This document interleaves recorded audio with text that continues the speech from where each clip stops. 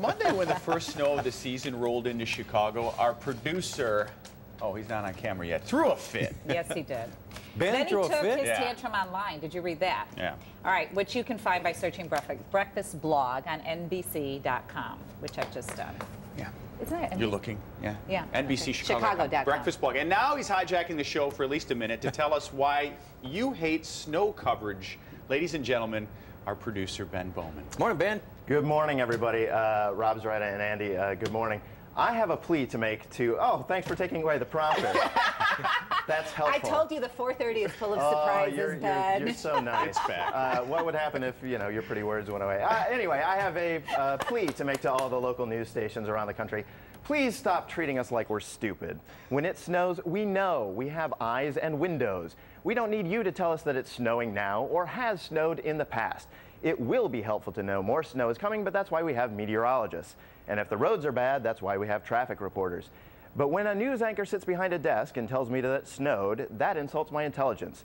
Toddlers can identify snow, and they can give just as much context to its existence. Allow me to quote from a script on this very network. The first snow came right on cue, the start of December, and while there's that first gasp of delight when you see it all hushed and white, reality quickly sets in. It's wet, it's heavy, it's cold, it snarls traffic, and worst of all, you've got to clear it off your sidewalk, your shoes, your car. Really? Good, very good.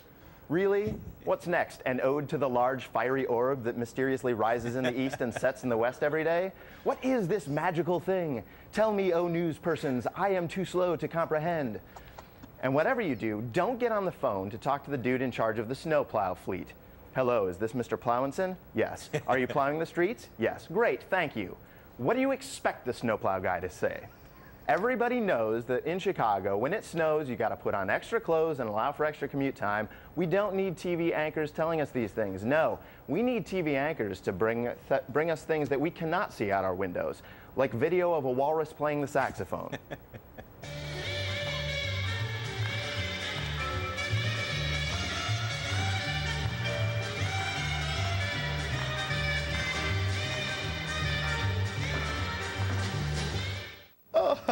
Okay.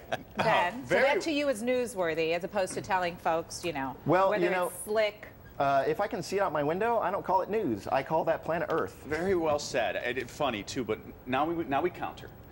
Because you, I believe, sent me a message saying that we are giving viewers less and less relevant information. I've pulled the ratings for Monday morning. We dominated the female demographic, beating our competitors, which is rare, as you know. Your show that day even beat the fearful Andy Griffith show. who we lose to at this half hour all the time. So I counter by saying, Ben, people were watching, man. Well, Do you know why they were watching, Ben? Because we overhyped it like it was a volcano erupting in the streets of Chicago. Because they wanted to hear this voice right here Well, I don't know about explain to them They did want to hear where it was Andy. coming from. They didn't want to hear us yapping about, look at this video of, oh, cars are being towed. And Well, but of course they did, because they probably forgot about the parking tow ban. zoning.